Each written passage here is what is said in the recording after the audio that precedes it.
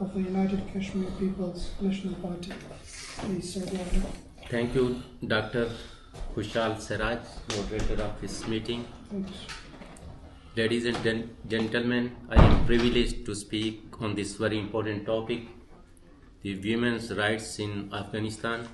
And as mentioned in the title, that education is not a privilege. It is a fundamental right as enshrined in United Nations and Universal Declarations of Human Rights and Child Rights as well. Every child should have equal rights.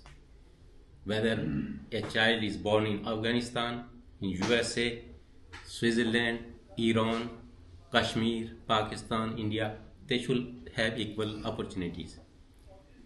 And especially women education, girls education is very important because mother lab is the first institution of a child.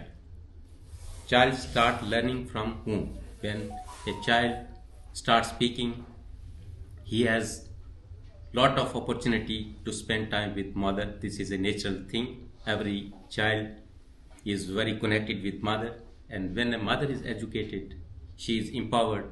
She can grow his or her child, her children very well, and she can contribute in the economy of the family, in the economy of the society, in the economy of the country. This is unfortunate that some countries who pretend to be pro-democracy, pro-equality, pro-people, but when it comes to Afghanistan, Kashmir, Pakistan, in third world countries, they always promote the extremist forces.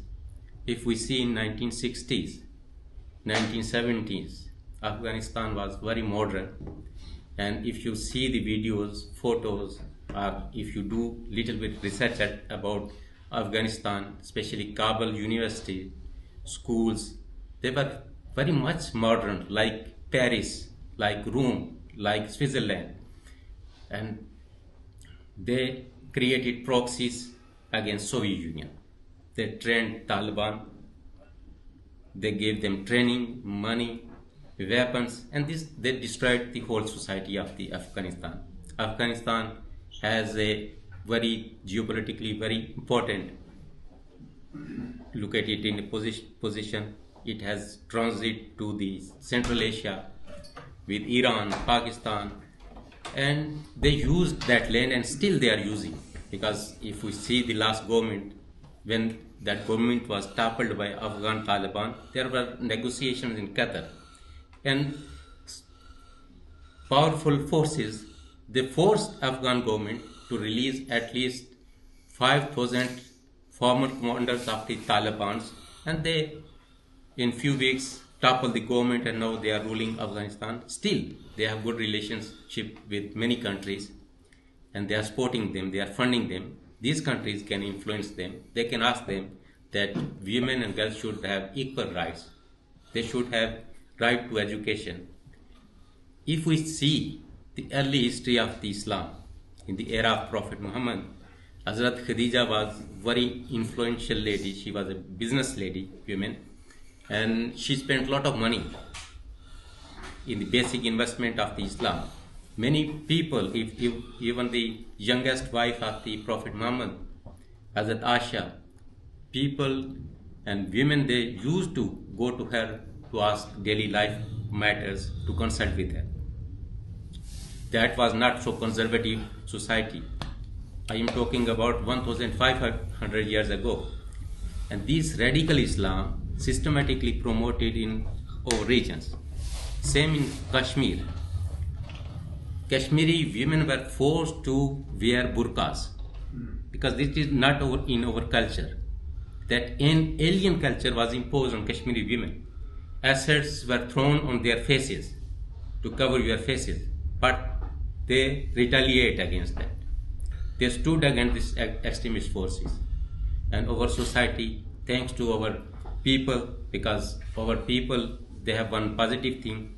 They always encourage their girls to go to schools, universities, and thanks God, despite of heavy funding, training, and some government's policies, they cannot hijack our society.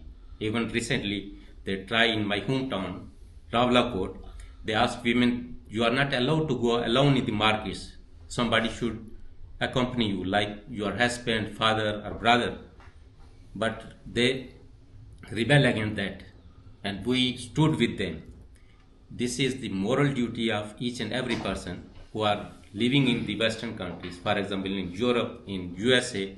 They should meet with their MPs, member of parliaments, member of European parliaments, senators.